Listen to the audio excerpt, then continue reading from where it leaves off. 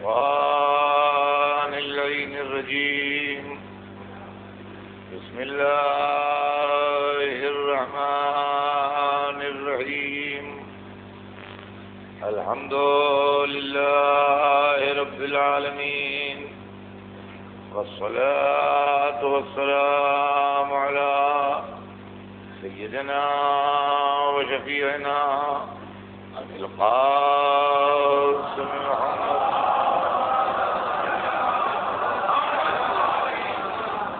وآله الطيبين الطاهرين المعصومين، ولعنة الله على أعدائهم أجمعين من يومنا هذا إلى يوم الدين.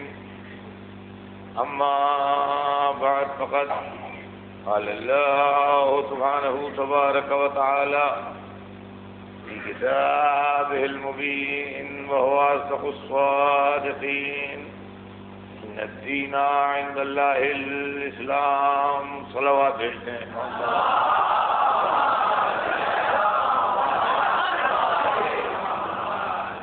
ارشاد اقدس جناب رب العزت ہے کہ یقیناً دین اللہ کے نزدیک اسلام ہے. ہمارے آپ کے درمیان کل جو گفتگو شروع ہوئی ہے وہ گفتگو یہ ہے کہ ہم یہ گزارش کرنا چاہتے ہیں کہ نوجوان اور بچے یہ سمجھیں کہ دین کیا ہے، اور دوسری بات یہ کہ اسی دین کے ذیل میں اور ذکر میں یہ بات بھی آئے کہ اسلام جو اللہ کا دین ہے اس کے دشمن اور مخالف کون لوگ ہیں اور کن لوگوں کی وجہ سے اس دین کو نقصان پہنچے. تو ابھی ہماری گفتگو دین کے اوپر ہے. کل میں نے آپ کی خدمت میں عرض کیا تھا کہ اللہ نے جن کو دین کا رہبر بنا کے بھیجا، قرآن مجید میں ان کی ڈیوٹیز الاٹ کی کہ ان کے فرائض کیا ہیں، اور میں نے آیتیں پڑھ کے قرآن پاک کی کل یہ عرض کیا تھا کہ رسول کے فرائض میں قرآن نے جو باتیں بیان کی ہیں وہ یہ ہے کہ یتلو علیہم آیاتہ ویزکیہم ویعلمہم الکتاب والحکمہ. یعنی دین کا جو رہبر آیا ہے اس کے فرائض میں یہ چیز داخل ہے کہ وہ آیات الہی کی تلاوت کرے، انسانوں کے نفسوں کو برائیوں سے اور گندگیوں سے پاک کرے، اور ان کو کتاب کی تعلیم دے اور ان کو حکمت کی تعلیم دے. ہمارے آج کے درمیان کل کی گفتگو میں دو چیزیں زیر بحث آئی تھیں: یتلو علیہم آیاتہ ویزکیہم، آیات الہی تلاوت کرے، یہ فرائض میں ہے نبی کے، اور ان کے نفس کو برائیوں سے، گندگیوں سے، خرابیوں سے پاک کرے اپنے پاکیزہ کردار اور اپنی اعلیٰ سیرت کے روشنی میں. یہاں تک کل گفتگو ہوئی تھی. اب آج کی گفتگو یہاں سے شروع ہوگی کہ وہ یعلمہم الکتاب والحکمہ، ان کو کتاب کی تعلیم دے اور ان کو حکمت کی تعلیم دے. یعنی علم تک پہنچنے سے پہلے دو باتیں ضروری ہیں، جبھی علم فائدہ دے گا، ورنہ علم فائدہ نہ پہنچائے گا. ایک یہ کہ ذہنوں کی زمینوں میں ایکسیپٹنس کی اور قبولیت کی صلاحیت پیدا ہو کہ وہ کسی چیز کو قبول کر سکیں، ایکسیپٹ کر سکیں، اچھائی برائی کو سمجھ سکیں. ایک چیز. دوسری چیز یہ کہ کردار پہلے بن جائے تب علم آئے، تاکہ علم کا غلط استعمال نہ ہو، علم کا صحیح استعمال. تو رسول اس لیے بھیجا گیا کہ وہ لوگوں کو کتاب کی تعلیم دے. عزیزان گرامی، یہ سبجیکٹ جو ہے یہ بہت ٹھنڈے دل سے اور بڑے اطمینان سے چند منٹ ٹھہر کے سننے کا ہے کہ اللہ نے اپنے جتنے نبی بھیجے، حضرت آدم سے لے کے سرور کائنات تک، جن کی تعداد ہم کو بتائی گئی ہے، نام ہم کو نہیں بتائے گئے. اس لیے کہ اگر نام بتائے بھی جاتے تو 1,24,000 نام یاد رکھنا ہمارے واسطے مشکل تھا، اور قرآن مجید جو ہے وہ ناموں کی فہرست ہو جاتا اور کچھ نہ رہتا. لہذا نام نہیں بتائے گئے ہیں، تعداد ٹوٹل بتا دی گئی کہ پوری دنیا میں انسانوں کی ہدایت کے واسطے اللہ نے جو رہبر بھیجے ان کی ٹوٹل تعداد جو تھی وہ 1,24,000 ہے. ان 1,24,000 میں جو پہلے بزرگ آئے وہ جناب آدم ہیں، اور جو آخری سرکار تشریف لائے وہ ہمارے حضور سرور کائنات۔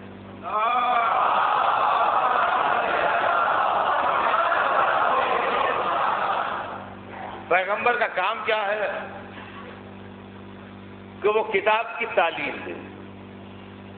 جہاں سے سلسلہ نبوت شروع ہوتا ہے، اگر آپ قرآن پاک کی روشنی میں دیکھیں گے تو آپ کو یہ اندازہ ہوگا کہ سلسلہ نبوت حضرت آدم سے شروع ہوتا ہے، اور جہاں سے جناب آدم کا نام آتا ہے اور ان کا تذکرہ آتا ہے، وہیں سے ان کے علم کا بھی تذکرہ آتا ہے کہ وہ علم آدم اسماء کلھا، ہم نے آدم کو تمام اسماء کی تعلیم دے دی۔ تو معلوم ہوا کہ آدم نبی بنائے جانے سے پہلے تعلیم حاصل کر چکے تھے، اس کے بعد نبی بنے۔ پہلے نبی کے بنتے وقت اور پہلا اپائنٹمنٹ ہوتے وقت اس بات کو قرآن کی روشنی میں اچھی طرح ہر بچہ، جوان و بوڑھا سمجھ لے کہ آدم کو پہلے تمام اسماء کی تعلیم دی گئی، آدم کے علم کو پہلے مکمل کیا گیا، اس کے بعد آدم نبی بنا کے بھیجے گئے۔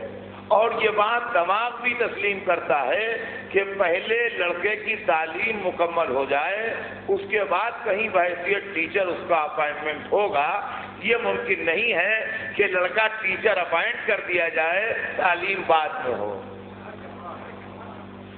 چنانچہ جناب آدم کو سب سے پہلے تعلیم دی گئی، اور جناب آدم کو جب تعلیم دی جا چکی تو ان کے سر پر تاج نبوت رکھا گیا۔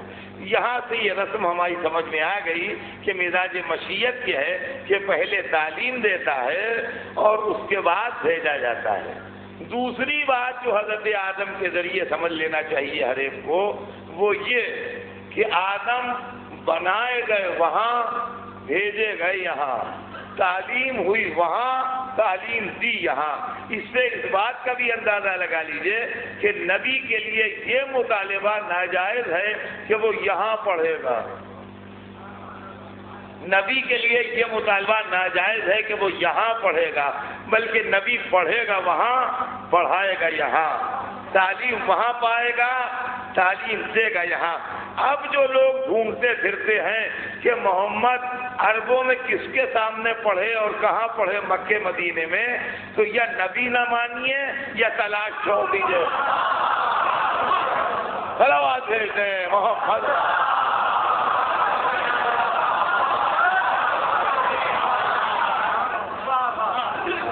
اگر نبی ہیں تو پڑھیں گے وہاں، پڑھائیں گے یہاں، تعلیم پائیں گے وہاں، تعلیم دیں گے یہاں۔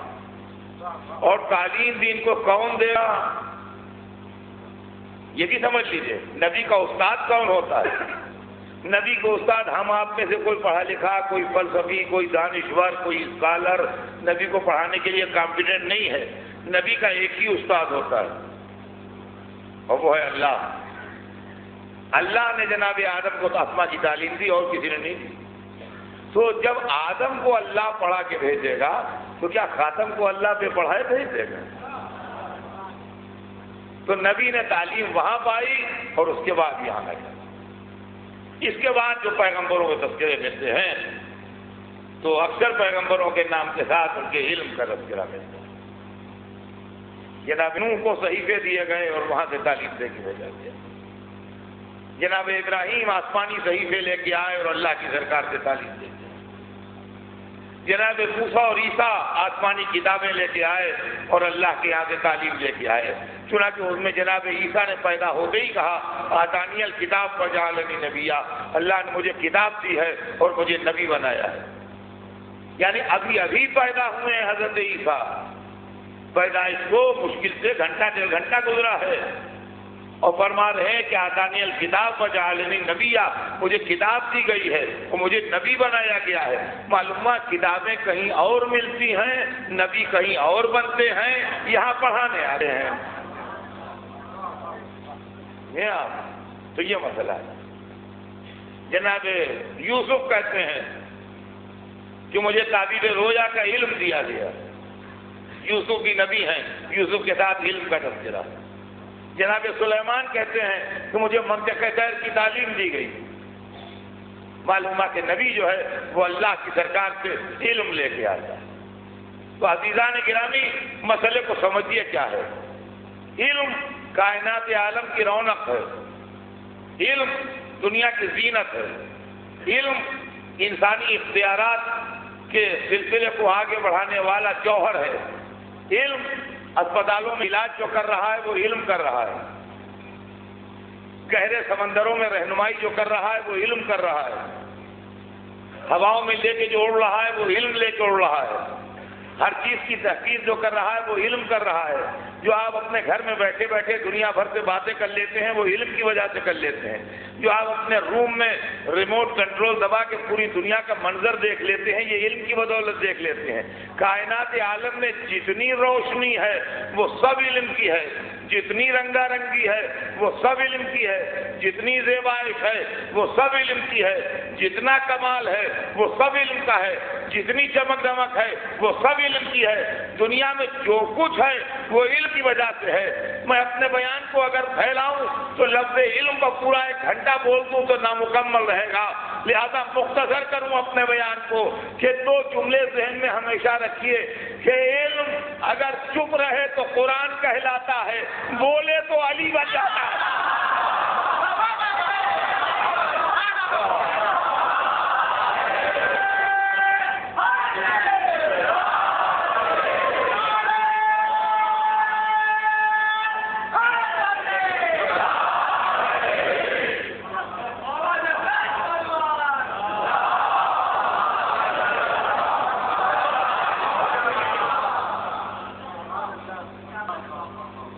عزیزان گرامی پیغمبروں کے علم کا تذکرہ قرآن میں ہے. اللہ کے خاص بندوں کے علم کا تذکرہ قرآن میں ہے. اور معجزات جو ہیں ان میں بہت کچھ علم کی رنگا رنگی ہے. ہم اس کو معجزات کہتے ہیں, بے شک ٹھیک کہتے ہیں, غلط نہیں کہتے, مگر در حقیقت وہ علم کے کمال کا ایک جوہر ہے جو ہماری زبان پر معجزہ بن کے آتا ہے. آپ نے مجلسوں میں سنا ہوگا یا کتابوں میں پڑھا ہوگا کہ جناب سلیمان جس وقت تخت بلقیس منگوا رہے تھے تو قرآن مجید میں یہ منظر ہے کہ وہ اپنے دربار میں بیٹھے تھے. اس وقت وہ نبی بھی تھے اور بادشاہ بھی تھے. تو اپنے دربار میں بیٹھے تھے اور انہوں نے درباریوں سے کہا کہ میرے دربار کے سرداروں, تم میں کون ہے کہ جو بلقیس کا تخت لے آئے؟ قبل اس کے کہ وہ سر جھکائے میرے سامنے حاضر ہو, اطاعت گزاری کرتی ہوئی میرے سامنے آئے, اس کا تخت لے آئے. دیکھیے فزیکل پاور سے بھی بہت کچھ ہوتا ہے. جسمانی طاقت جو ہے وہ بہت کچھ کرتی ہے. دنیا میں بہت کچھ ہے جسمانی طاقت سے ہوتا ہے, فزیکل پاور سے. تو اس وقت جس کے پاس فزیکل پاور بہت تھی اس کی آواز ہے قرآن میں, فقال عفریت من الجن, جنوں میں سے ایک عفریت تھا, ایک دیو تھا, ایک بڑا طاقتور تھا. اس نے کہا, وہ بھی دربار میں حاضر تھا, ان کے خادموں غلاموں میں وہ بھی ایک تھا. اس نے کہا, وہ بڑا پاورفل تھا, بڑا طاقتور تھا, کہ میں لے آؤں گا قبل اس کے کہ آپ کا دربار برخاست ہو. تو یقین مانیے آپ کی فزیکل اسٹرینتھ کی بنیاد پر کہہ رہا تھا. وہ کسی ترکیب سے دوڑتا ہوا یا اڑتا ہوا یا جو کچھ بھی ہوتا وہاں جاتا اور وہاں سے پیٹ پر لاد کے لے آتا. طاقتور تو تھا وہ, اس نے اپنی طاقت کا اسسمنٹ کر کے اور اندازہ لگا کے انہیں ٹائم کا حساب جوڑا. اس نے کہا میں لے آؤں گا قبل اس کے کہ آپ کا دربار برخاست ہو. اب ان کا دربار 3 گھنٹے ہوتا ہو, 4 گھنٹے ہوتا ہو, 2 گھنٹے ہوتا ہو, مجھے نہیں معلوم کتنی دیر ہوتا تھا, لیکن بہرحال جتنی دیر دربار ہوتا تھا اتنی دیر میں اس نے کہا کہ آپ کے دربار کے برخاست ہونے سے پہلے پہلے میں لے آؤں گا. اس کی آواز تو ملتی ہے, لیکن جناب سلیمان کا کوئی جواب نہیں ہے قرآن. آپ وہ مقام نکال کے قرآن میں پڑھیے تو عفریت کی آواز تو ہے, لیکن جناب سلیمان نے کہا نو, نہ لاؤ یا تم رہنے دو، کوئی جواب نہیں ہے۔ اس کا مطلب یہ ہے کہ شہنشاہ نے اس کی بات پر توجہ کچھ نہیں دی، وہ کہا اس نے، اس کا فعل ہے، لیکن انہوں نے کوئی جواب یا اس کی طرف مڑ کے دیکھا ہو ایسا کوئی انڈیکیشن قرآن میں نہیں۔ اب اس کے بعد دوسری آواز، فقال من عنده علم من الکتاب، اب دوسرا آدمی بولا دربار کو، اور یہ وہ تھا جس کے پاس کتاب میں سے تھوڑا سا علم تھا۔ دیکھیے اگر تخت بلقیس معجزے سے آیا ہوتا تو قرآن کو یہ کہنا چاہیے تھا کہ وہ بولا جس کو ہم نے معجزہ کیا تھا۔ قرآن معجزے کا نام نہیں لیتا، کہتا وقال من عنده علم من الکتاب، وہ بولا جس کے پاس کتاب میں سے ذرا سا علم تھا کہ میں لے آؤں گا قبل اس کے کہ آپ کی پلک جھپکے، قبل اس کے کہ آپ کی پلک جھپکے میں لے آؤں گا۔ اور جناب سلیمان نے اشارہ کیا اور تسمہ رکھا ہوا تھا۔ اب اس بنیاد پر ہم یہ سوچا کرتے ہیں کہ ایک دن ایسا آئے گا، ہمارے لیے نہ آئے، ہمارے بعد والی نسلوں کے لیے آئے گا، کہ ایسی لسٹیں ایجاد ہو جائیں گی کہ جیسے آپ کسی بڑی بلڈنگ میں جاتے ہیں تو پہلا مالا، دوسرا مالا، تیسرا، 25واں، 30واں، 40واں، 50واں مالا، 60واں مالا، وہ سب اس کا ہوتا ہے، تو اس میں سے جس بٹن کو پش کیا وہیں پر جا کے وہ لفٹ رک گئی۔ یہ میں نے کہیں پڑھا ہے نہ میں نے کہیں دیکھا ہے، یہ میں آپ کو اس بنیاد کے اوپر ایک آئیڈیا بتا رہا ہوں۔ کیا ایسی لفٹیں ہوں گی بمبئی میں، دبئی میں، لندن میں، امریکہ میں، نیو یارک میں، واشنگٹن میں، شکاگو میں، شنگھائی میں، ٹوکیو میں، کہ اس کے اوپر لکھا ہوا ہے London, new York, Chicago, Paris, پوش کیا، دروازہ کھولا تو لندن میں کھڑا۔ کیوں؟ یہ کہا ادھر صاحب آپ نے کیسے کی یہ فورکاسٹ؟ یہ فورکاسٹ اس لیے کی کہ جب علم کے ذریعے مٹیریل ٹرانسفر ہو جاتا ہے تو جب انسان کا علم وہاں تک پہنچ جائے گا کہ مٹیریل کو ٹرانسفر کرے within no time material کو ٹرانسفر کرے تو یہ پہنچ جائے گا انسان۔ اب آج پہنچے یا 100 برس کے بعد پہنچے، لیکن یہ تو قرآن سے ثابت ہی ہو گیا کہ جناب سلیمان کے وسیع حضرت آصف برقیہ نے جن کے پاس کتاب میں سے ذرا سا علم تھا، فوراً فلک جھپکتے میں تخت بلقیس سینکڑوں یا ہزاروں میل دور کے فاصلے سے وہاں پر لے آئے، وہ ٹرانسفر ہوا مٹیریل۔ اب عزیزان گرامی اس پر حیرت نہ کیجیے اگر کوئی مجلس میں یہ پڑھے کہ سورج پلٹا یا زمین پلٹی، ابھی آپ کا علم اس حد تک نہیں ہے کہ آپ علم علی کو سمجھ سکیں، چاہے اس میں محمد کو سمجھ سکیں۔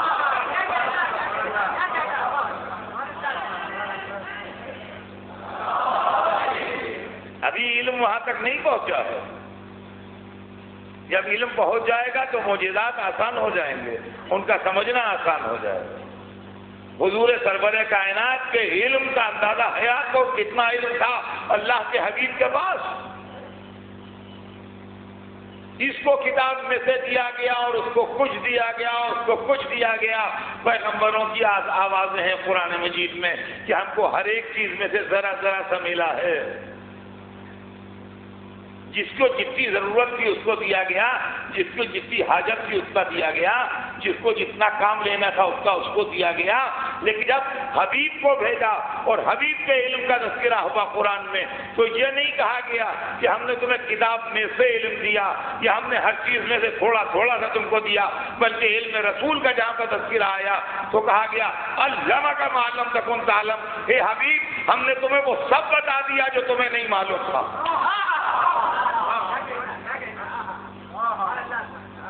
عزیزان گرامی یہیں سے جاہل و عالم کا مسئلہ بھی سمجھ لیجئے۔ ہمارے یہاں جو پڑھے لکھے کا لفظ استعمال ہوتا ہے یا عالم کا لفظ استعمال ہوتا ہے یہ مجازن استعمال ہوتا ہے، اصلیت میں نہیں استعمال ہوتا۔ دنیا کا کوئی انسان اصلیت میں عالم نہیں ہے۔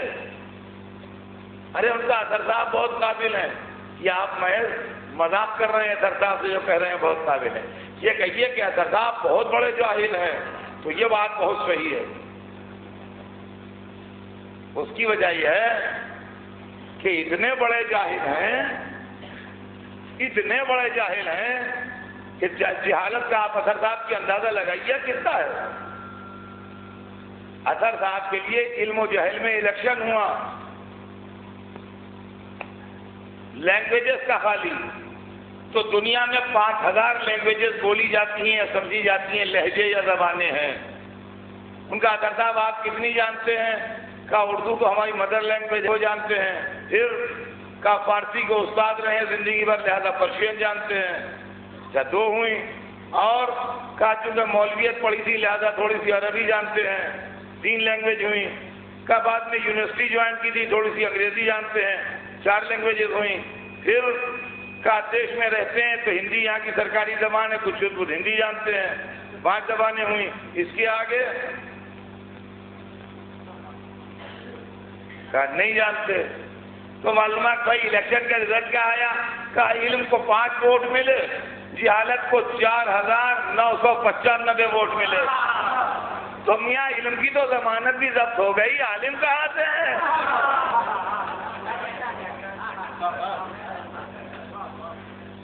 ہاں بڑے بڑے زبردست، ارے ہندوستان کے نمبر 1 ڈاکٹر ہیں، یہ ہارٹ اسپیشلسٹ ہیں۔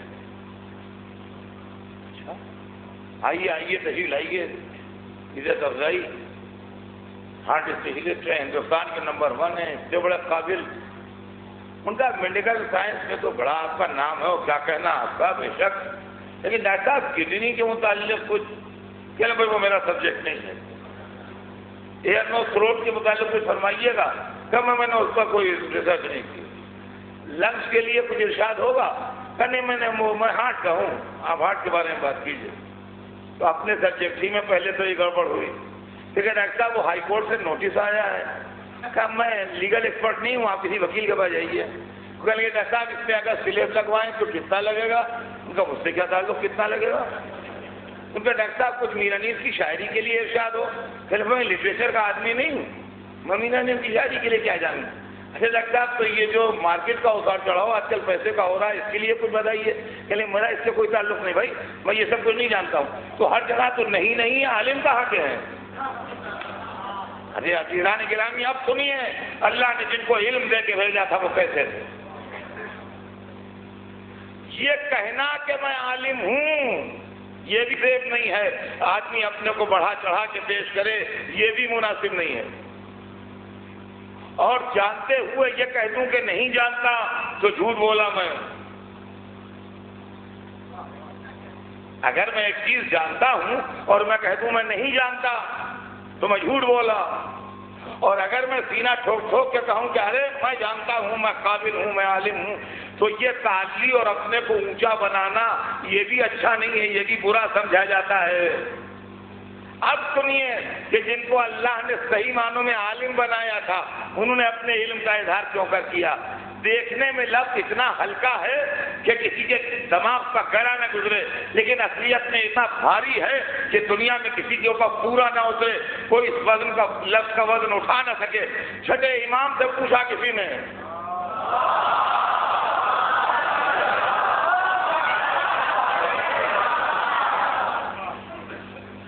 چھٹے امام کی خدمت میں، امام جعفر صادق علیہ السلام کی خدمت میں ایک عیسائی راہب آیا، وہ کچھ بات کرنا چاہتا تھا۔ کہنے لگا میں آپ سے بات کیسے کیا کروں؟ پہلے آپ مجھے یہ بتائیے کہ آپ امت مسلمہ کے عالموں میں ہیں کہ جاہلوں میں؟ وہ اپنے حساب سے پڑھا لکھا آدمی تھا، تو وہ یہ پوچھ رہا ہے کہ آپ اپنی امت کے مسلمانوں میں، جس امت سے آپ کا تعلق ہے، اس کے عالموں میں ہیں کہ جاہلوں میں؟ اگر کہیں عالموں میں ہوں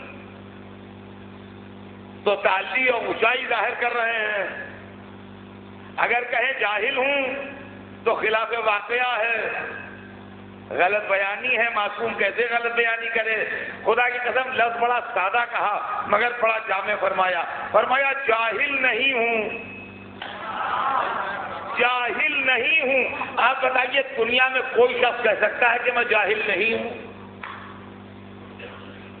ہزاروں سبجیکٹ ہیں، ہزاروں زبانیں ہیں، ہزاروں موضوعات ہیں، کوئی ایک موضوع کے لیے آپ سے پوچھ لیں آپ جاپانی زبان کی نہیں جانتے ہیں؟ انگریزی جاپانی تو ہم نہیں جانتے۔ ٹرکش لینگویج جانتے ہیں آپ؟ ان کا نہیں جانتے۔ افریقہ میں کھلا قبیلہ جو بولتا ہے وہ جانتے ہیں آپ؟ کا نہیں جانتے۔ تو معلوم یہ ہوا کہ ہر جگہ تو جہالت پیچھا پکڑے ہوئے ہے۔ تو یہ جملہ کہ میں جاہل نہیں ہوں ہے وہی جو دادا نے کہا تھا سلونی، خالی دادا کے احترام میں لفظ بدل دیا۔ تو وہ رسول کا علم ہے جہاں خدا نے کہا علمک ما لم تکن تعلم۔ میرے حبیب ہم نے آپ کو ہر وہ بات بتا دی جو آپ کو نہیں معلوم۔ یہ علم رسول ہے کہ جو سارے علوم اللہ کے پاس سے لے گیا۔ جب اتنا بڑا عالم ہو تو اس کے لیے کہا جائے گا کہ وہ تعلیم کتاب سے یعلمہم الکتاب، وہ کتاب کی تعلیم، اس لیے کہ کتاب جیسے معیار کی ہو ویسے معیار کا استاد بھی ہونا چاہیے۔ کتاب پرائمری کے بچے بھی پڑھتے ہیں، کتاب سیکنڈری کے بچے بھی پڑھتے ہیں، کتاب ہائر سیکنڈری کے بھی بچے پڑھتے ہیں، کتاب کالج کے بھی بچے پڑھتے ہیں، کتاب یونیورسٹی کے بھی بچے پڑھتے ہیں، کتاب انڈر گریجویٹ والے بھی پڑھتے ہیں، پوسٹ گریجویٹ والے بھی پڑھتے ہیں، ریسرچ اسکالرز بھی پڑھتے ہیں، لیکن کتاب کا اسٹینڈرڈ الگ الگ ہے۔ تو قرآن کا اسٹینڈرڈ کیا ہے؟ قرآن کس اسٹینڈرڈ کی کتاب ہے؟ کہ لا رتب ولا یابس الا فی کتاب مبین، کوئی خشک و تر ایسا نہیں جو کتاب مبین میں نہ ہو۔ تو معلومہ قرآن میں دنیا کا ہر علم موجود ہے۔ قرآن دیکھنے میں کتاب ہے، اصل میں لائبریری ہے۔ تو جب قرآن میں دنیا کا ہر علم موجود ہے تو جو قرآن پڑھانے آیا ہے اگر اس کے سینے میں ہر علم موجود نہ ہوگا تو پڑھائے گا کیا؟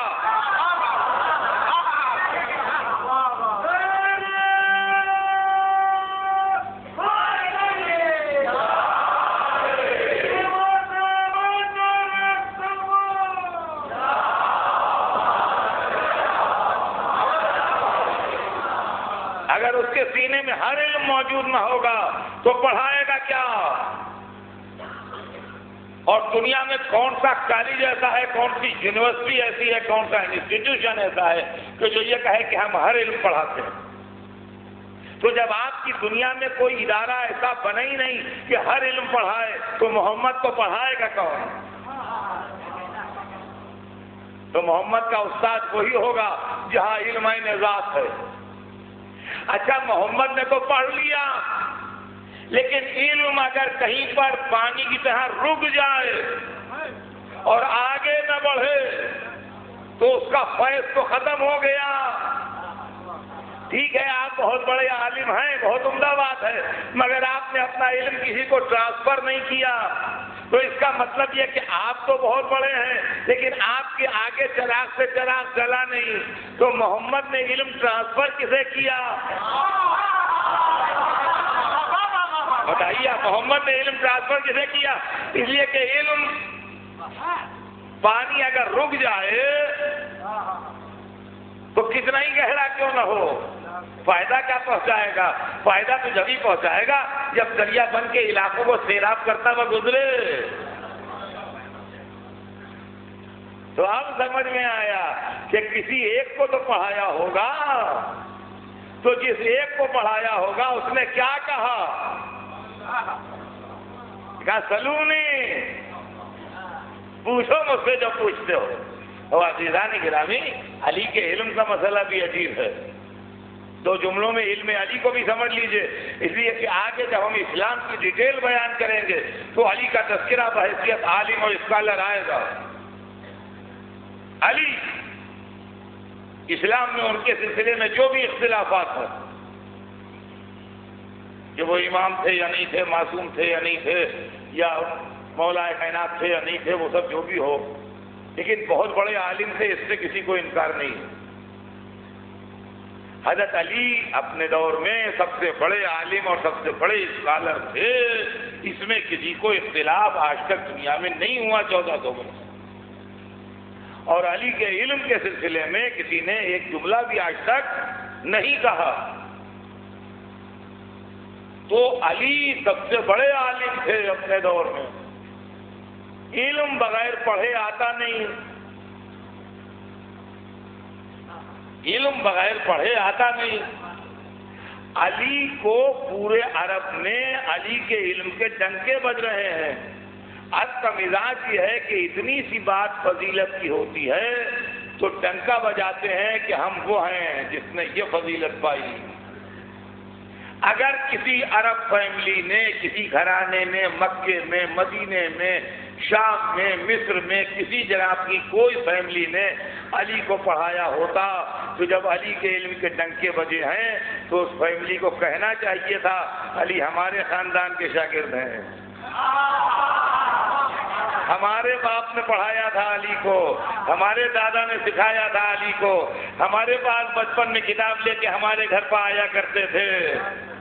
پورا عرب چپ ہے اور علی کے علم کے ڈنکے بج رہے ہیں، کوئی نہیں بولتا کہ علی کو ہم نے پڑھایا، اور علی کے علم کا آبشار ہے کہ جو بہہ رہا ہے۔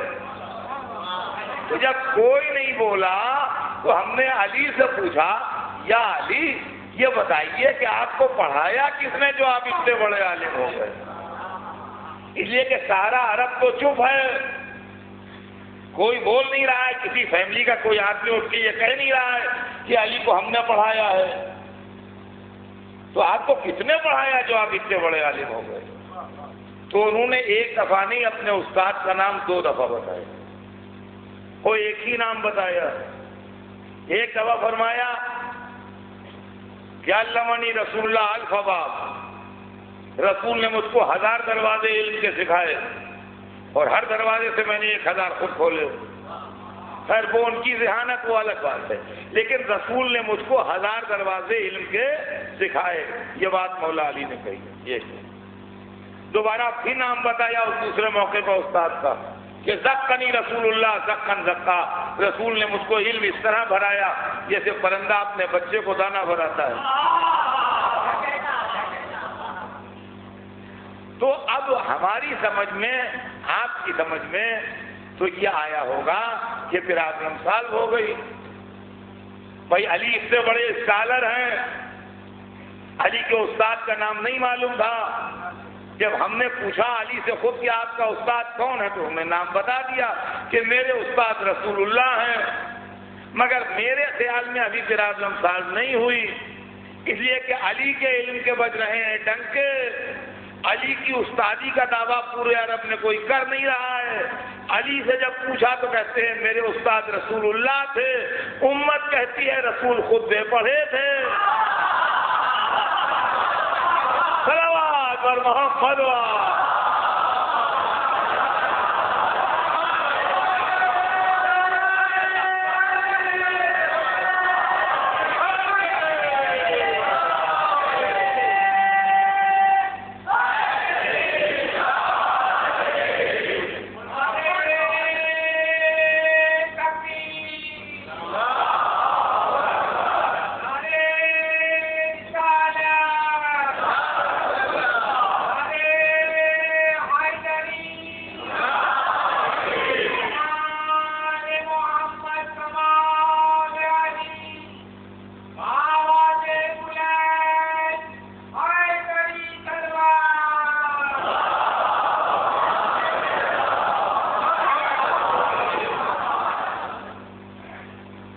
تو عزیزان گرامی یہ وہ ہیں جن کو علم ادھر سے ملا اور جن کو تعلیم مکتب قدس میں ہوئی۔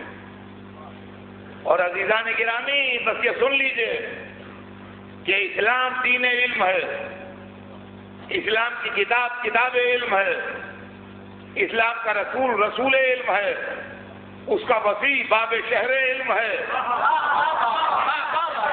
یہاں سے وہاں تک علم ہی علم کا سلسلہ چل رہا ہے۔ اور علم کیا ہے؟ یہ جو بحثیں ہوتی ہیں ناسمجھوں کی مسجدوں میں یہ بڑی تنگ نظری سے لوگ مسائل کو دیکھتے ہیں. معجز نمائی کیا ہے؟ مشکل کشائی کیا ہے؟ یہ چیزیں کہاں تک اسلام میں ہیں؟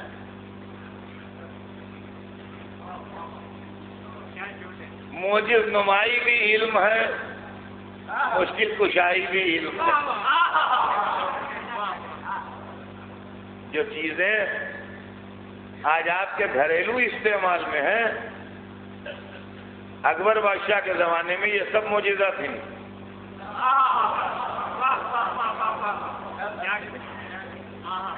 آپ اکبر بادشاہ سے زیادہ پاورفل ہیں باوجود اپنی غریبی کے. اس لیے کہ اکبر بادشاہ دلی سے 1 منٹ میں بمبئی کا رابطہ نہیں کر سکتا تھا. آپ کرتے ہیں. اکبر بادشاہ اپنی شہنشاہیت سمائے 2 گھنٹے میں دلی سے بمبئی نہیں آ سکتا تھا. آپ آتے ہیں. اکبر بادشاہ اپنے محل میں بیٹھ کے پوری دنیا کے مناظر نہیں دیکھ سکتا تھا. آپ دیکھتے ہیں. اکبر بادشاہ اپنے ممالک میں جہاں جہاں پر اس کا قبضہ تھا امیڈیٹلی اپنا حکم نہیں پہنچا سکتا تھا اسی منٹ میں. آپ کا فیکٹ ہر جگہ پہنچ جاتا ہے.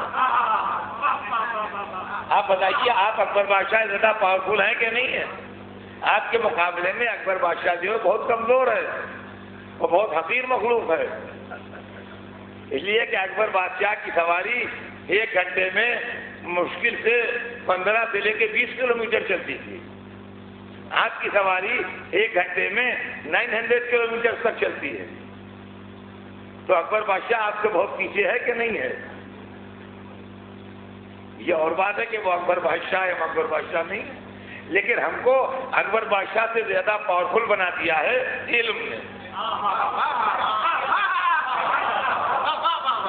تو اگر یہ ٹی وی، اگر یہ فیکس، اگر یہ موبائل فون، اگر یہ ہوائی جہاز، اگر یہ کاریں، اگر یہ تمام ماڈرن ٹیکنیک اگر بادشاہ کے زمانے میں کہی جاتی تو لوگ یہی تو کہتے ہیں کہ بھائی کوئی صاحب اعجاز ہو تو یہ کر سکتا ہے. بھائی یہی تو کہتے کہ صاحب اعجاز ہو تو یہ کر سکتا ہے، ورنہ انسان کے بس میں کہاں. انسان کے بس میں کہاں کہ ہوا میں اڑے، انسان کے بس میں کہاں کہ فوراً آواز اپنی یہاں سے وہاں پہنچا دے، انسان کے بس میں کہاں کہ اس طریقے سے کوئی بات کر لے. لیکن آج یہ سب ہو رہا ہے، ہر فیلڈ میں ہو رہا ہے. تو اگر اکبر بادشاہ کے زمانے میں یہ سب باتیں ہوتی تو معجزہ ہوتی کہ نہ ہوتی؟ تو معلوم ہوا کہ آج کا انسان اکبر بادشاہ کے پیریڈ کا آدمی ان سب کو معجزہ بتاتا، لیکن آج کا انسان کہہ رہا ہے کہ یہ سب روزمرہ کے استعمال کے معاملے ہیں جو ہمارے گھر میں استعمال ہو رہے ہیں. یہ طاقت آپ کو کس نے دی ہے؟ علم نے. تو معلوم علم جو ہے وہ انسان کی طاقت میں اضافہ کرتا ہے.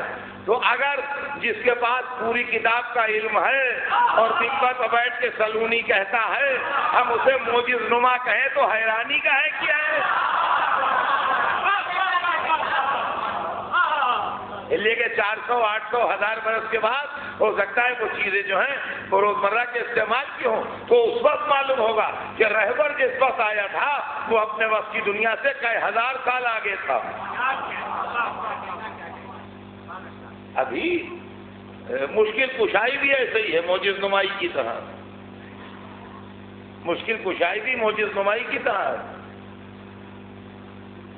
مشکل کشائی کیا ہے؟ مشکل پیدا کرتی ہے جہالت، مشکل کشائی کرتا ہے علم. گھر والے رو پیٹ رہے ہیں اس لیے کہ وہ بے ہوش ہو گیا. اسپتال لے گئے تو ڈاکٹر نے کوئی گھبرانے کی بات نہیں ہے، میں بھی ٹھیک کرتا ہوں. اور ذرا دیر میں اس نے انجیکشن وغیرہ لگایا، وہ اٹھ کے بیٹھ گیا. تو گھر والوں کے سامنے ایسی مشکل آئی تھی کہ پورا فیوچر اندھیرا ہو گیا تھا. لیکن ڈاکٹر کے پاس کیونکہ علم تھا لہذا اس کے علم نے جو مشکل کشائی کی تو روتا بغیر ہنسنے لگا. یہ روزمرہ کے کھیل ہیں، یہ ڈیلی کے کھیل ہیں جو ہوتے ہیں. روتا بغیر ہنسنے لگا.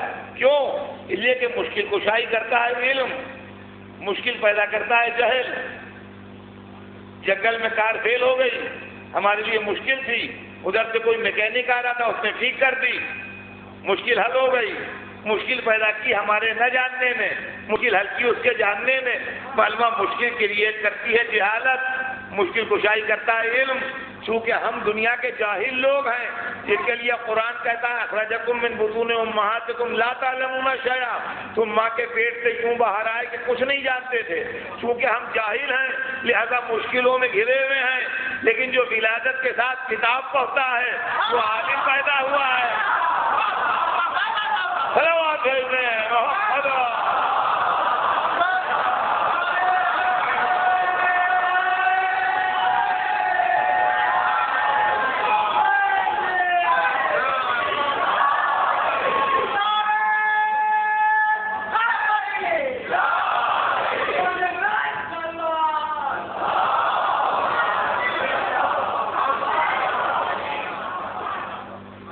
میں کہاں تک یہ کہانی آپ کو سناؤں؟ ایک عالم تو بڑھ کے عالم ہے. قرآن کہتا ہے فوق کل ذی علم علیم. ہر عالم سے بڑھ کے ایک عالم، ہر عالم سے بڑھ کے ایک عالم ہے. موسیٰ بہت بڑے عالم تھے، مگر قرآن کہتا ہے خضر کے پاس پڑھنے بھیجے گئے. یہ قرآن پاک میں ہے، میں اپنی طرف سے نہیں کہہ رہا ہوں. معاذ اللہ اتنے بڑے بڑے لوگوں کی شان میں کہوں تو زبان چل جائے. ایک جگہ قرآن نے کہا، اس لیے کہہ رہا ہوں کہ جناب خضر کے پاس حضرت موسیٰ پڑھنے بھیجے گئے، اور جناب خضر نے کہا کہ نہیں تم میرے ساتھ نہیں رہ سکتے، تم صبر نہیں کر پاؤ گے. انہوں نے کہا رہنے دیجیے. دل کا چاہیے ایک کنڈیشن ہے بھائی، میں جو کچھ کروں اس پر کیوں نہ کہنا. یہ قرآن کا لکھا ہے، حدیث کا تاریخ نہیں ہے. آپ قرآن میں پڑھ لیجیے. کہا جناب خضر نے کہ میں جو کچھ کروں اس کے اوپر یہ نہ کہنا کیوں بھائی، یہ مجھے گوارا نہیں ہے. معلوم ہوا کہ جب علم کی شان پیدا ہوتی ہے تو ایک منزل وہ بھی آتی ہے کہ آپ کو یہ حق نہیں ہے کہ آپ کہیں کیوں. اب محبان اہل بیت یہ بھی سوچ لیں جو بار بار کہتے ہیں علی خاموش کیوں بیٹھے، حسن نے سلو کیوں کر لی، حسین میدان تک کیوں آ گئے.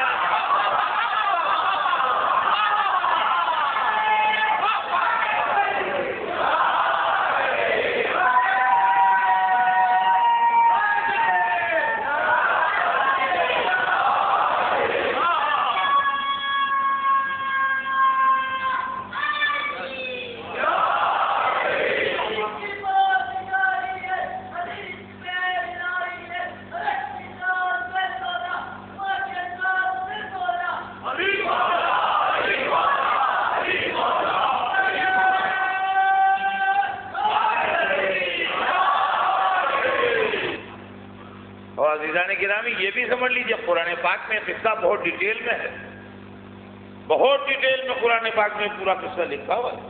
اور جو قرآن کا مطالعہ کرتے رہتے ہیں ان کی نالج میں ہے یہ بات. تو ان کا بھائی کیوں نہ پوچھیے گا، بہتر ہے نہیں پوچھو. وہ جناب چلے وہاں تو وہاں بیچ میں دریا تھا، وہ کشتی میں بیٹھ کے ادھر سے ادھر آ گئے. اس کو ہم نے تھیلے سے اپنے اتنی بڑی کیل نکالی، کشتی میں سوراخ کر دیا. اب بھائی معاملہ ایسا ہے کہ حضرت موسیٰ کیا بھائی ہم ہوتے تو ہم بھی پوچھتے کہ جی کیا کیا آپ نے، جی خاصی کشتی ہے. اب اتنی بڑی کیل نکالی انہوں نے، میں وہ تو مار کے 2-3 ہاتھ کشتی میں سوراخ کر دی. اجی ان کا یہ کیا کیا آپ نے؟ ان کا دیکھیے آپ نے، ان کا ارے بھائی خیال نہیں رہا، معاف کیجیے گا اب نہیں پوچھیں گے. چلے اب آگے چلے تو وہاں چلے تو وہ ایک لڑکا ادھر سے آ رہا تھا، اس کو ایک تماچا مارا مر گیا. ارے اب تو بے قابو ہو گئے صحیح. ارے کیا کیا کیا آپ نے؟ ارے اچھا خاصا لڑکا مار ڈالا آپ نے. چلیے دیکھیے پھر آپ وہی باتیں کرنے لگے. چل گیا اچھا ایک چانس اور دیجیے، ایک چانس اور دیجیے. ان کا ٹھیک ہے ایک چانس بس لاز آتے ہیں. ٹھیک ہے. وہ چلتے رہے یہاں تک کہ ایک شہر میں پہنچے تو تو وہاں کے لوگ اتنے ظالم کہ انہوں نے کہ جناب کھانے کو بھی نہ پوچھا اور مہمان نوازی کرنے سے بالکل انکار کر دیا کہ بھیا اپنا اپنا پکاؤ، اپنا اپنا کھاؤ، یہاں کھانا وانا کسی کو نہیں ملتا ہے، سمجھے آپ؟ تو اب وہاں ٹہل رہے تھے تو دیکھا دیوار گر رہی ہے، ہم کہنے لگے آؤ اس کو ٹھیک کر دیں۔ دونوں نے خوب محنت کر کے، ایک تو بھوکے تھے اور دوسرے اپنے دیوار بنائی۔ جب دیوار کو سیدھا کر دیا، ٹھیک ٹھاک کر دیا، تو کہنے لگے جی آپ نے دیوار بنائی اور محنت کی، ہم سے بھی محنت کی، آپ نے محنت کی، اگر پیسے طے کر لیتے تو کچھ کھانے کو مل جاتا ہے یا پیسے مول لے لیتے۔ ان کا دیکھیے اب میرے ہاتھ کے درمیان پھرا، آپ کا راستہ وہ، میرا راستہ وہ۔ خیر چونکہ آپ آئے تھے لہذا میں آپ کو وجہ بتا دوں۔ اب انہوں نے وجہ بتائی، کہا کہ وہ کشتی ایک غریب آدمی کی تھی، بادشاہ ظالم ہے، وہ کشتیاں ضبط کر رہا ہے، اس کے لوگ جب دیکھیں کشتی میں سوراخ ہے تو چھوڑ دیں گے اسے، وہ مرمت کر کے پھر چلانے لگے گا، ورنہ کشتی ضبط ہو جاتی تو بھوکوں مر جاتا وہ۔ یہ لڑکا نکل کے بہت بدماش نکلتا ہے، اس کے ماں باپ بہت مومن لوگ ہیں، ان کے واسطے مصیبت بنتا، اس لیے میں نے اسے ختم کر دیا۔ اب اللہ اس کے بدلے اسے ایک بیٹی دے گا جو 70 نبیوں کی ماں ہوگی، تو وہ اس کے خاندان میں نبوت ہوتا ہے، اس لیے کہ ان کے ماں باپ بہت مومن نیک لوگ ہیں۔ اور وہ جو دیوار ہے وہ 2 یتیموں کی ہے، ان کے ماں باپ نیک لوگ تھے، اگر گر جاتی اس کے نیچے ان کا خزانہ ہے۔ میں نے اس لیے ٹھیک کر دیا کہ جو بڑے ہوں گے تو خزانہ پا جائیں گے۔ اب خدا حافظ، آپ جائیے ادھر، آپ جائیے ادھر۔ یہ ہے علم، یہ ہے علم۔ اب اس کے اندر جلدی جلدی 2 جملے سن لیجئے، بات کل آگے بڑھے گی۔ یہ گھڑی کی تیز سوئی میری زبان سے زیادہ تیز چلتی ہے، سمجھے آپ؟ تو معاملہ یہ ہے میاں کہ اس کے اندر ہر آدمی جتنے بیٹھے اور جتنے سن رہے ہیں وہ سب سنیں۔ کبھی کبھی ایسا ہوتا ہے کہ کوئی مر جاتا ہے، کوئی نقصان ہو جاتا ہے، کوئی حادثہ ہو جاتا ہے، لوگ سر پکڑ کے کہتے ہیں ارے گھر کا ایک کم آنے والا تھا، پتہ نہیں اللہ کی کیا مصلحت تھی، یہ ایسا تھا، پتہ نہیں اللہ کی کیا مصلحت تھی، پتہ نہیں کیا اللہ کی مصلحت تھی۔ تو جب موسیٰ جیسا نبی خضر کے عمل کا مقصد نہیں سمجھ سکتا تو ہمارے حقیر بندے اللہ کے عمل کا مطلب کیا سمجھیں گے؟ لہذا مصیبتوں کے موقع پر زبان کو کنٹرول میں رکھا کیجیے، کہیں ایسا نہ ہو کہ جو گیا وہ تو گیا مگر ہمارے ایمان کو بھی لے جائے۔ اور عزیزان گرامی، جہاں تک رسول کے گھرانے کا سوال ہے تو وہ خضر جو موسیٰ کو قبول نہ کر رہے ہیں، وہ سرور کائنات کے پاس آتے تھے سبق پڑھنے۔ وہ خضر جو موسیٰ کو قبول نہیں کرتے، وہ آتے تھے حضور سے، ہمارے حضور سے، رسول اکرم سے مسئلے پوچھنے۔ ایک دن رسول بیٹھے تھے اور ان کی گود میں امام حسن بیٹھے تھے، امام حسن کو گود سے اتار کے ان کے سامنے بٹھا دیا، کہا آج ان سے پوچھ لیجئے۔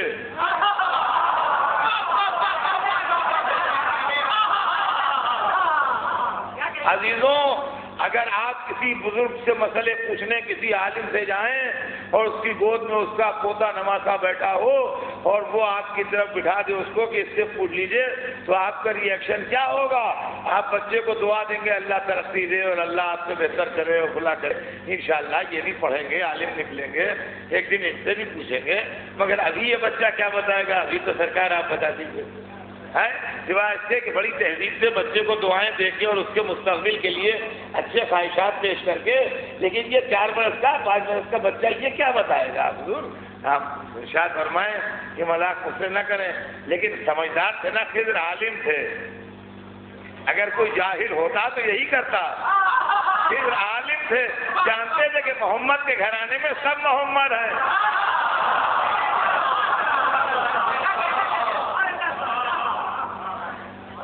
وہ ویسے ہی ادب سے گھوم گئے ادھر، اپنے سوال کرنے لگے، جواب ملنے لگے، جیسے سوال لائے تھے سب سوال کر لیے، سب کے جواب لے لیے۔ اب جانے لگے تو کہا سرکار ابھی اجازت ہے جاؤں؟ تو رسول نے مڑ کے دیکھا، پھر مسکرائے، پوچھا آپ مطمئن ہو گئے؟ یہ خضر سے نہیں پوچھ رہے ہیں، یہ مسجد والوں کو سنا رہے ہیں کہ سب مطمئن ہو جائیں۔ کیا مطمئن ہو گئے؟ کہا الحمدللہ میں مطمئن ہو گیا، اب خدا حافظ۔ وہ خدا حافظ کہہ کے چلے گئے۔ لوگوں نے پوچھا سرکار یہ کون بزرگ تھے، ہم نے ان کو پہچانا نہیں. کہا یہ خضر پیغمبر ہیں. اکثر مجھ سے مسئلہ پوچھنے آتے ہیں، آج میں نے حسن کی طرف متوجہ کر دیا.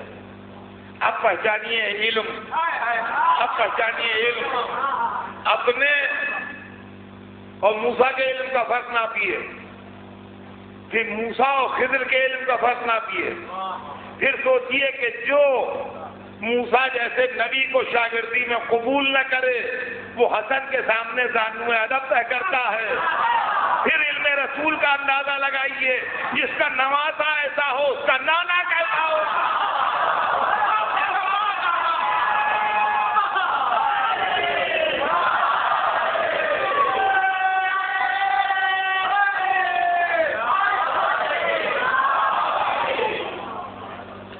يعلمهم الكتاب، رسول اس لیے بھیجا گیا ہے کہ کتاب کی تعلیم.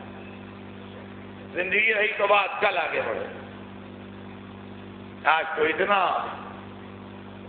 کہ یہ اہل بیت کا دروازہ تھا جہاں سے علم بٹ رہا تھا، اور تشنگان معرفت آتے تھے اور سیراب ہو کے جاتے تھے.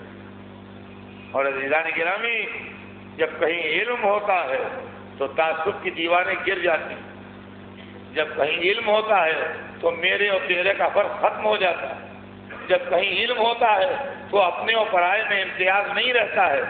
جس طریقے سے دریا بہتا ہے تو جس کا دل چاہے پانی لے لے تو روک ٹوک نہیں. جس طریقے سے ہوائیں چلتی ہیں تو ہر ایک کے جسم سے مس ہوتی بھی چلتی ہیں. یہ نہیں ہے کہ یہ اپنا ہے اس کو ہوا لگے اور یہ پرایا ہے اس کو ہوا نہ لگے. جس طریقے سے سورج کی روشنی پھیلتی ہے تو ہر ایک کو روشنی ملتی ہے، اپنے پرائے کا امتیاز نہیں ہے. ویسے ہی اہل بیت کے دربار میں جب علم کا دریا موجیں مارتا تھا اور جب علم کا بادل برستا تھا تو ہر ایک سیراب ہو جاتا. اور عزیزان گرامی، اگر آپ کو دیکھنا ہے تو خدا کی قسم اسلام کا مستقبل حسین ابن علی دیکھ رہے.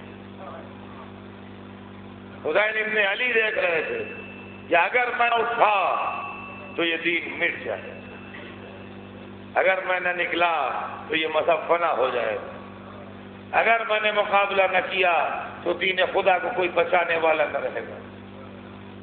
نبی کا نواسا اٹھا اور نبی کے نواسے نے اٹھ کے دین خدا کو بچایا. عزیزوں، آج محرم کا چاند ہو گیا. محرم کا چاند فلک میں نمودار ہو گیا. آج محرم کی پہلی رات ہے. فاطمہ زہرا کو ان کے لال کا پرسہ دیجیے. بیوی تشریف لائیے، یہ آپ کے غلام اور آپ کی کنیزیں آپ کے لال کا پرسہ دینے کے لیے جمع ہیں. شہزادی، آپ نے تمنا کی تھی نا کہ میرے بچے پر روئے گا کون؟ آج کے دیکھیے لگ بھگ 1369 سال ہو رہے ہیں آپ کے بیٹے کی شہادت کو، اور اتنے دنوں سے لوگ آنسو بہا رہے ہیں اور آنسوؤں کا سیلاب رک نہیں رہا. روایت میں ہے کہ چھٹے امام جب محرم کا چاند دیکھتے تھے تو بآواز بلند گریا فرماتے تھے،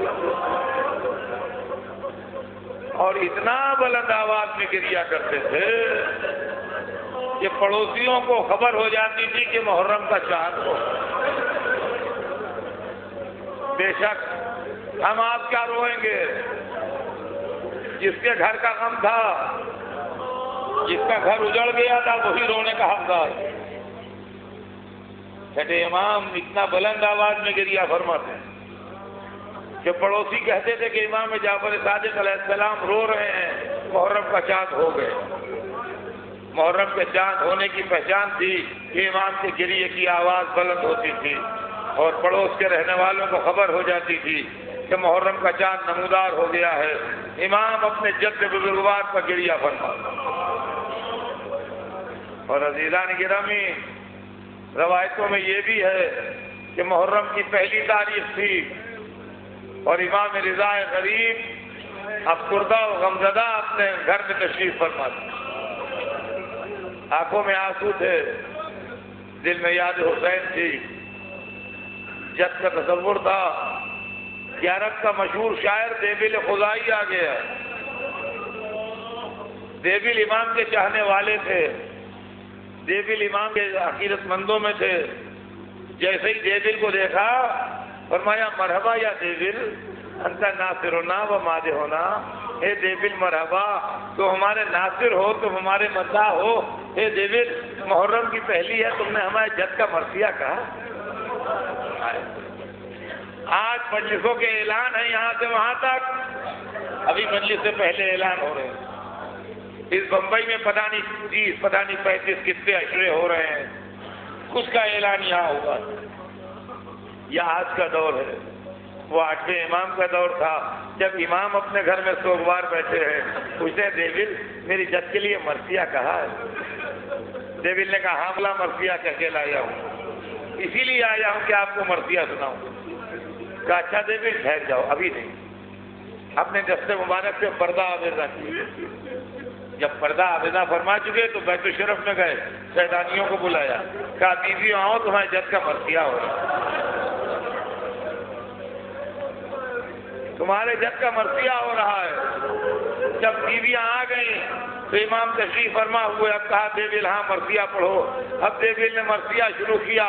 فاطمہ قومی ابنۃ الخیر فندبی نجوم سماوات بالارض فلاتی. اے فاطمہ، اے خیر خلق کی بیٹی اٹھیے، دیکھیے آسمان عزت کے ستارے زمین پر بکھرے پڑے ہیں.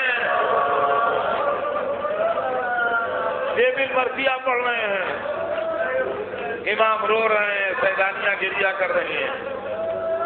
کہتے ہیں کوئی مدینے میں سو رہا ہے، کوئی نجف میں سو رہا ہے، کوئی کربلا میں سو رہا ہے، کوئی کاظمین میں سو رہا ہے. مرثیہ یہاں تک پہنچ کے ختم ہو گیا. جب مرثیہ تمام ہوا تو امام نے شعر میں اضافہ کیا وَقَبْرٌ بِطُوسٍ يَا لَهَا مِن مُصِیبَتٍ. اور ایک قبر طوس میں بنی ہے، ہائے اس کی مصیبت جو سب سے الگ ہے. دیبل نے شعر پڑھ کے پوچھا کہ مولا میں آپ کے گھر کا پرانا خادم، مجھے آج تک نہیں معلوم کہ طوس میں کس کی قبر ہے. فرمایا دیبل تجھے کیا معلوم ہوگا، تو صحیح کہتا ہے. دیبل میں ابھی طوس میں قبر بنی نہیں. دیبل میں پردیس میں طوس میں شہید کیا جاؤں گا، میری قبر زمین طوس پر بنے گی. غضب ہوا، دیبل نے شعر دوبارہ پڑھ دیا. کنیز تڑپتی بھی آئی. دیبل امام رضا کی بہن کو غش آ گیا، اب شعر نہ پڑھنا، آئے